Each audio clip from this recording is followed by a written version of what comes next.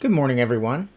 I hope this finds you well and living your best life in Jesus Christ. Shortly after I retired from teaching, I was talking to a young lady in her early 20s who had just completed a degree in education and was planning her future. She was asking for advice concerning possibly getting a job locally and was asking me for a few tips concerning possible openings, who to contact, interview hints, anything I could do. Well, anyway, in the midst of this conversation, she mentioned that she and her boyfriend were thinking about marriage. So naturally, I asked her about this young man. I was rather taken aback when one of the first words she used to describe her future husband was laid back. She went on to describe his inability to finish school and his search for employment when she admitted that he wasn't looking very hard. Alarm bells went off in my head, however, when I asked her what she thought he might do for a living, and she responded, "I don't think he has any idea." I kept my big mouth shut at the time, but I had this horrible feeling in the pit of my stomach that this bright, well-educated, driven young lady was setting her up for a big letdown and a life-shattering mistake. So I prayed for her that God would show her the error of her thinking. Fortunately for her, and possibly the young man, she figured this out for herself and is currently engaged to a fine young Christian man with a bright future and a good work ethic. I've come to the conclusion after many years of teaching and advising students of all ages that the one thing that kills marriages and relationships dead as disco is not a lack of love or even commitment, but a lack of a strong work ethic on the part of one of those in the marriage.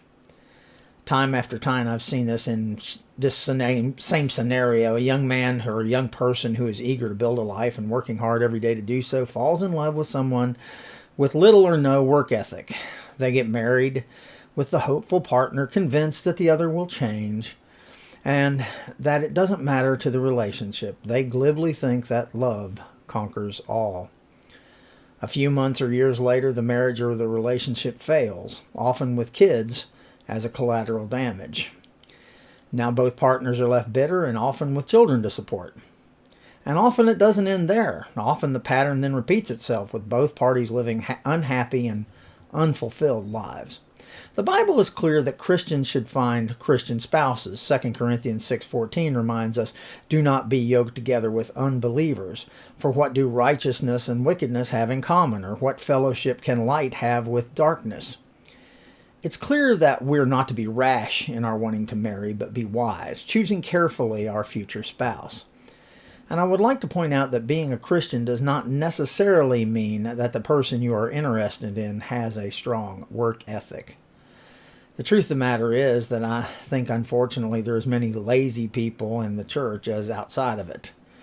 And that's simply not a trait that Christians should have. Genesis 1 tells us about God, the very first worker, who labors joyfully to build the world from nothing. And on the sixth day of creation comes the pinnacle of God's creative work as he designs human beings. Men and women stand apart in creation as the only creatures fashioned in God's image. We reflect God, patterning him in our ability to reason, to feel, to love, and, yes, to work. Immediately after we are told that God made humans in his image, we find that God commissioned them to work, to govern the world, to care for it, and to draw out its full potential. To work is to reflect the image of God by continuing the work he began. Whatever you do, when you write poetry, invest in a business startup, care for children, study microscopic organisms, or push a vacuum cleaner, you're reflecting God's image, and there is no higher calling than to use your gifts to glorify God.